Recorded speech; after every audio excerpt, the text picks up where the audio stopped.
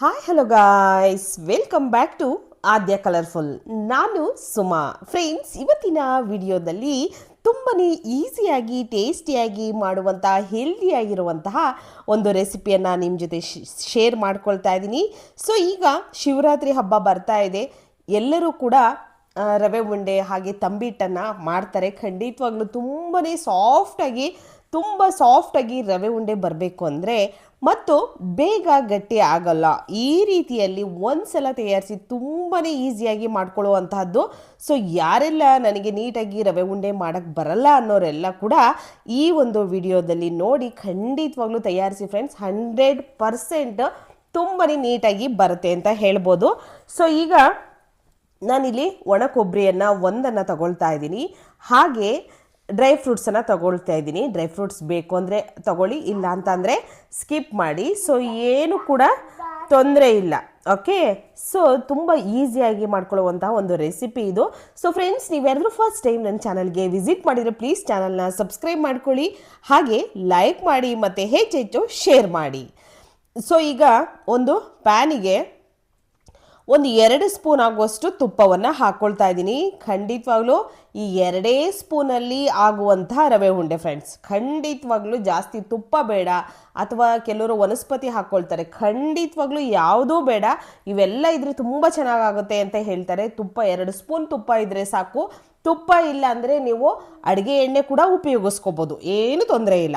Okay, so ತುಪ್ಪ ಸ್ವಲ್ಪ ಬಿಸಿ ಆದ ನಂತರ ಈಗ ನಾವು ಸ್ವಲ್ಪ ಡ್ರೈ ಫ್ರೂಟ್ಸನ್ನು ಹಾಕಿ ಫ್ರೈ ಮಾಡ್ಕೊಳ್ಳೋಣ. ಸೊ ತುಪ್ಪ 2 ಸ್ಪೂನ್ ಬೇಕಾಗಿರೋದು. ಇದೇ ತುಪ್ಪದಲ್ಲಿ ನಾವು ಈ ಸಾಫ್ಟ್ ಆಗಿರೋಂತಹ ರವೆ ಉಂಡೆಯನ್ನು ಮಾಡಿ ತಿನ್ಬೋದು. ಸೊ ಈಗ ನೋಡ್ಬೋದು ನೀವು ಕೂಡ ಇಲ್ಲಿ ಡ್ರೈ ಫ್ರೂಟ್ಸ್ ಎಲ್ಲ ಚೆನ್ನಾಗಿ ಫ್ರೈ ಆಗಿದೆ ತುಪ್ಪದಲ್ಲಿ. ಇದನ್ನು ತೆಗೆದಿಟ್ಕೊಳ್ಳೋಣ. ಓಕೆ, ಸೊ ಮತ್ತೆ ಇದಕ್ಕೆ ತುಪ್ಪ ಹಾಕ್ಕೊಳ್ಳಲ್ಲ. ಇದೇ ತುಪ್ಪಕ್ಕೆ ನಾವಿವಾಗ ಫಸ್ಟಿಗೆ 1 ಕಪ್ ಆ್ಯಡ್ ಮಾಡ್ಕೊಳ್ತಾ ಇದ್ದೀನಿ, ರವೆಯನ್ನು ಹಾಕ್ಕೊಳ್ತಾ ಇದ್ದೀನಿ. ನಾವು ಉಪ್ಪಿಟ್ಟಿಗೆ ಬಳಸ್ತೀವಲ್ಲ ಅದೇ ರವೆಯನ್ನು ಹಾಕ್ಕೊಳ್ತಾ ಇರೋದು ಫ್ರೆಂಡ್ಸ್. ಮತ್ತೊಂದು ಕಪ್ ರವೆಯನ್ನು ಹಾಕ್ಕೊಳ್ಳೋಣ. ಟೋಟಲ್ ಆಗಿ 2 ಕಪ್ ರವೆಯನ್ನು ನಾನು ತೊಗೊಂಡಿರೋವಂಥದ್ದು. ಸೊ ನೀವು ಜಾಸ್ತಿ ಕ್ವಾಂಟಿಟಿಯಲ್ಲಿ ಮಾಡ್ಕೊಳ್ತೀರಾ ಅಂದರೆ ಜಾಸ್ತಿ ನೀವು ಉಪಯೋಗಿಸ್ಕೋಬೋದು, ಏನು ತೊಂದರೆ ಇಲ್ಲ. ಸೊ ಈಗ 2 ಕಪ್ ಆಗುವಷ್ಟು ನಾನಿಲ್ಲಿ ರವೆಯನ್ನು ಹಾಕ್ಕೊಂಡಿದ್ದೀನಿ. ಎರಡೂ ಕೂಡ ಉಪ್ಪಿಟ್ಟಿಗೆ ಬಳಸುವಂಥ ಮೀಡಿಯಮ್ ದಪ್ಪ ಇರುತ್ತಲ್ಲ ಆ ರವೆ, ಚಿರೋಟಿ ರವೆ ಅಲ್ಲ, ಸಣ್ಣ ರವೆ ಅಲ್ಲ. ಸೊ ಉಪ್ಪಿಟ್ಟು ರವೆಯನ್ನು ಹಾಕ್ಕೊಂಡು ಚೆನ್ನಾಗಿ ಇದನ್ನು ಮಿಕ್ಸ್ ಮಾಡ್ಕೊಳ್ತೀನಿ. ಸೊ ರವೆಯನ್ನು ಹೇಗೆ ಉರಿಬೇಕು ಅಂತಂದರೆ, ನಾವು ಈ ಕಡೆ ತೀರಾ ಕೆಂಪಗೂ ಆಗಬಾರ್ದು, ಕಲರ್ ಚೇಂಜ್ ಆಗಬಾರ್ದು, ಹಾಗೆ ರವೆ ಥರ ತಿಂದಾಗ ಅನ್ನಿಸ್ಲೂಬಾರ್ದು. ಅಂದರೆ ಹಸಿ ಥರ ಅನಿಸುತ್ತಲ್ವ ರವೆ ಚೆನ್ನಾಗಿ ಹುರಿದಿಲ್ಲ ಅಂದರೆ, ಆ ಥರನೂ ಇರಬಾರ್ದು. ಮೀಡಿಯಮ್ ಆಗಿ ರವೆಯನ್ನು ಹುರಿಬೇಕಾಗತ್ತೆ. ಸ್ಟವ್ನ ಲೋ ಫ್ಲೇಮಲ್ಲೇ ಇಟ್ಕೊಂಡು ಮಾಡ್ಕೊಳ್ಳಿ. ಹಾಗೆ ಇಲ್ಲಿ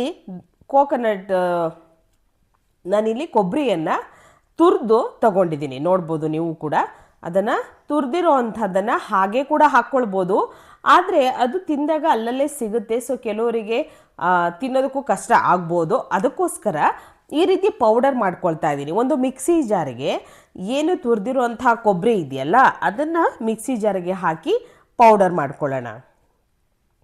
ಪೌಡರ್ ಮಾಡಿದ ನಂತರ ಅದನ್ನು ಒಂದು ಸೈಡು ತೆಗೆದಿಟ್ಕೊಳ್ಳೋಣ.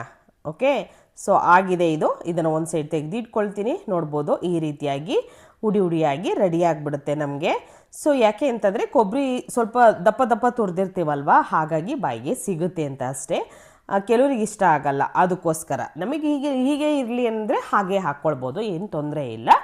ರವೆ ನೋಡ್ಬೋದು ನೀವು, ಕಲರು ಕೂಡ ಚೇಂಜ್ ಆಗಿಲ್ಲ, ಆದರೆ ಅದು ಲೈಟಾಗೇ ಇರಬೇಕು. ಕಲರ್ ಕೆಂಪಗಾಗಬಾರ್ದು, ಆದರೆ ಚೆನ್ನಾಗಿ ಉರಿಬೇಕು. ಓಕೆ, ಈ ರೀತಿಯಾಗಿ ಮಾಡ್ಕೊಳ್ಳಿ. ಸುಮಾರು ಎಷ್ಟು ನಿಮಿಷ ತಗೊಳುತ್ತೆ ರವೆ ಉರಿಯೋಕ್ಕೆ ಅಂದರೆ 5 ನಿಮಿಷ ತಗೊಳ್ಬೋದು ಫ್ರೆಂಡ್ಸ್. 5 ನಿಮಿಷ ರವೆ ಉರಿಯೋಕ್ಕೆ ತಗೊಳ್ಬೋದು. ಸೊ ಈಗ ಒಂದು 4 ನಿಮಿಷ ಆಗಿದೆ. ನಂತರ ಕೊಬ್ಬರಿ ಪೌಡರ್ನ ಹಾಕ್ಕೊಂಡಿದ್ದೀನಿ. ಅದನ್ನು ಹಾಕಿ 1 ನಿಮಿಷದವರೆಗೂ ನಾವು ಇದನ್ನು ಹುರಿಬೇಕಾಗುತ್ತೆ. ಸ್ಟವ್ನ ಲೋ ಫ್ಲೇಮಲ್ಲೇ ಇಟ್ಕೋಬೇಕು. ಯಾವುದೇ ಕಾರಣಕ್ಕೂ ತಳ ಹಿಡಿದಲೇ ಇರೋ ಥರ ನೋಡ್ಕೊಳ್ಳಿ. ಓಕೆ, ಸೊ ಈಗ ಅಲ್ಲೇ ಇರಬೇಕಾಗತ್ತೆ ಸ್ವಲ್ಪ. ಸ್ವಲ್ಪನೂ ಕೂಡ ಕೈ ಬಿಡದ ಹಾಗೆ ನೀವು ಇದನ್ನು ಮಿಕ್ಸ್ ಮಾಡ್ತಾನೇ ಇರಬೇಕಾಗುತ್ತೆ. ಆಗ ಇದು ತಳ ಹಿಡಿಯೋದಿಲ್ಲ. ನೀವು ಪಾತ್ರೆನೂ ಅಷ್ಟೇ ಇಡಬೇಕಾದ್ರೆ ನೋಡಿಕೊಂಡು ಸ್ವಲ್ಪ ದಪ್ಪ ತಳ ಇರೋವಂಥ ಪಾತ್ರೆನ ಇಟ್ಕೊಳ್ಳಿ ಫ್ರೆಂಡ್ಸ್. ಓಕೆ, ನಂತರ ಒಂದು ಅರ್ಧ ಸ್ಪೂನು ಅಥವಾ 1 ಸ್ಪೂನ್ ಆಗೋಷ್ಟು ಏಲಕ್ಕಿ ಪೌಡರ್ನ ಸೇರಿಸ್ಕೊಳ್ತಾ ಇದ್ದೀನಿ. ಸೊ ಇಷ್ಟನ್ನು ಹಾಕಿ ಒಂದು ಸಲ ಚೆನ್ನಾಗಿ ಮಿಕ್ಸ್ ಮಾಡ್ಕೊಂಡಿದ್ದೀನಿ. ಈಗ 1 ನಿಮಿಷ ಆಗಿದೆ ಕೊಬ್ಬರಿಯನ್ನು ಹಾಕಿದ ನಂತರ.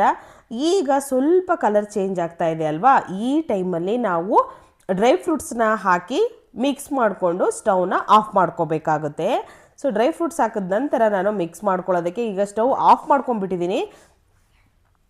ಆಫ್ ಮಾಡಿ ನಾವು ಸ್ವಲ್ಪ ಅದು ಬಿಸಿ ಇರುತ್ತಲ್ವ ಪ್ಯಾನು, ಸೊ ಅದಕ್ಕೋಸ್ಕರ ಸ್ವಲ್ಪ ಕೈ ಆಡಿಸ್ತಾನೆ ಇರಬೇಕಾಗುತ್ತೆ 1 ಸೆಕೆಂಡ್ವರೆಗೂ.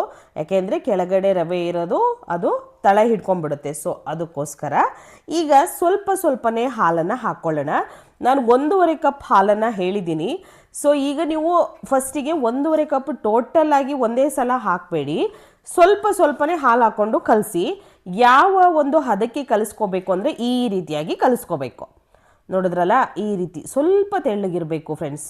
ನೋಡಿ, ಇದೇ ರೀತಿ ಇರಬೇಕು. ತೀರಾ ನಾವು ಉಂಡೆ ಕಟ್ಟಕ್ಕೆ ತಕ್ಷಣಕ್ಕೆ ಉಂಡೆ ಕಟ್ಟಕ್ಕೆ ಬರ್ತಾ ಇದೆ ಇದು ಅನ್ನೋ ಥರ ಮಾಡ್ಕೋಬೇಡಿ, ಸ್ವಲ್ಪ ತೆಳ್ಳಗಿರಲಿ. ಈ ರೀತಿಯಾಗಿ ನೋಡ್ಬೋದು ನೀವು,